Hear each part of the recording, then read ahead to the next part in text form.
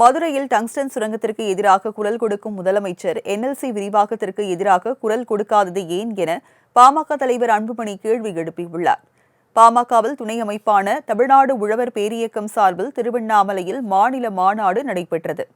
இதில் பங்கேற்று பேசிய அன்புமணி ராமதாஸ், விவசாயிகளுக்கு எதுவும் செய்யாமல் பெண்களுக்கு மாதம் 1000 ரூபாய் கொடுத்தால் ஆட்சிக்கு வந்துவிடலாம் என திமுக அரசு கருதுவதாக சாடினார்.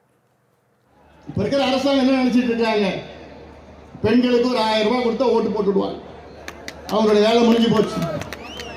அடுத்தது மாணவர்களுக்கு ஒரு 1000 ரூபாய் கொடுத்தா அவங்க வேலை முடிஞ்சு போச்சு. அதான் நினைச்சிட்டு இருக்கிறாங்க. இல்ல, 10,000 கோடி வாங்கிட்டு வெளிநாட்டில் போய் அங்க ஏமாத்திட்டு வெளிநாட்டில் போய் சொகுசா வாழ்ந்துட்டு இருக்கிறான் பல பேர். 10,000 கோடியை ஏமாத்தி. நம்ம விவசாயி 10,000 ரூபாய் வாங்கினு 10 முறை பேங்க்ல இருந்து வந்துட்டு போறான். ஆங்கிலேயர் ஆட்சி காலத்தில் கூட விவசாயிகளை குண்டர் சட்டத்தில் போடவில்லை. ஆனால் விவசாயிகளை குண்டர் சட்டத்தில் கைது செய்யும் கொடுங்கோல் ஆட்சியாக திமுக ஆட்சி இருப்பதாகவும் அன்புமணி ராமதாஸ் குற்றம் சாட்டினார். தொடர்ந்து பேசிய அன்புமணி, திமுக அரசு முதலாளிகளுக்கான அரசு என சாடினார்.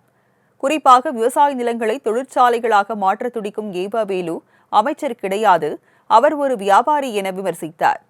விவசாய நிலங்களை எல்லாம் அழித்துவிட்டு சோற்றுக்கு வெளிநாடுகளிடம் பிச்சை எடுக்கப் போகிறீர்களா எனவும் ஆவேசமாக கேள்வி எழுப்பினார். மண்ணுக்காக போராடுகின்ற விவசாயிகளை குண்டர் சட்டத்தில் போட்ட ஆட்சி இந்த திமுக ஆட்சி.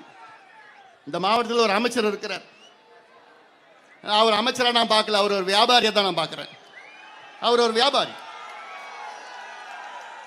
இது போன்ற ஒரு 2-3 வியாபாரிகள் முதலமைச்சர் சுத்தி இருக்கிறாங்க. இவர் சொல்றாரு, எங்களுக்கு தொழிற்சாலைகள் வேணும், நீங்க போராடினீங்கன்னா நாங்க தொழிற்சாலைகளை ஆகாயத்தில் கட்ட முடியும்னு ஒரு அமைச்சர் பேசுறாரு. அமைச்சர் அவர்களே, இதே நிலை தொடர்ந்தால் உங்களுக்கு நாளைக்கு சோறு கிடைக்காது. மேலும் மதுரையில் டங்ஸ்டன் சுரங்கத்திற்கு எதிராக குரல் கொடுக்கும் முதலமைச்சர் என்எல்சி விரிவாக்கத்திற்கு எதிராக குரல் கொடுக்காதது ஏன் என கேள்வி எழுப்பிய அன்புமணி ராமதாஸ், பரந்தூர் விமான நிலைய பணிகளுக்கு எதிர்ப்பு தெரிவித்தார். பேசுறாரு முதலமைச்சர் ஸ்டாலின் அவர்கள், என்னன்னு, நான் இந்த பதவியில் இருக்கின்ற வரை டங்ஸ்டன் சுரங்கம் தொடங்க விடமாட்டேன். ஆவேசமா பேசுறாரு முதலமைச்சர் ஸ்டாலின் அவர்களே. இந்த ஆவேசம் ஏன் நெய்வேலியில நிரக்கலி சுரங்கத்திற்கு எதிராக உங்களுக்கு வரல?